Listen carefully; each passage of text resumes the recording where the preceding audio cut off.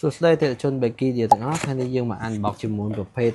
Tough ជាប្រភេទ gaming laptop ដែលមានតម្លៃល្អហើយសមត្ថភាពគឺខ្ពស់មែនតើអញ្ចឹងមកនេះមានកតាបមកជាមួយមួយប្រភេទនេះជាប្រភេទដែលបានក្រុមហ៊ុនមានការធានារយៈពេល2ឆ្នាំពេញជាងមើលទាំងអស់គ្នាបាទវ៉ាវប្រអប់វាស្អាតមែនតើប្រភេទ F16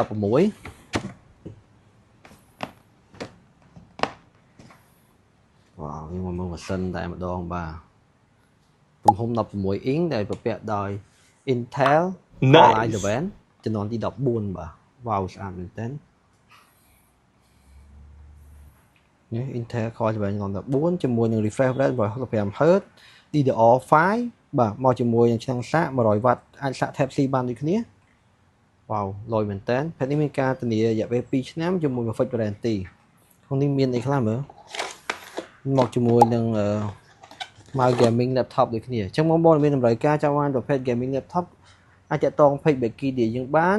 តម្លៃធានាជូនតែម្ដងតម្លៃល្អតម្លៃអាចចរចាបានអញ្ចឹងបងប្អូនតម្រូវការតាក់ទង page អរគុណ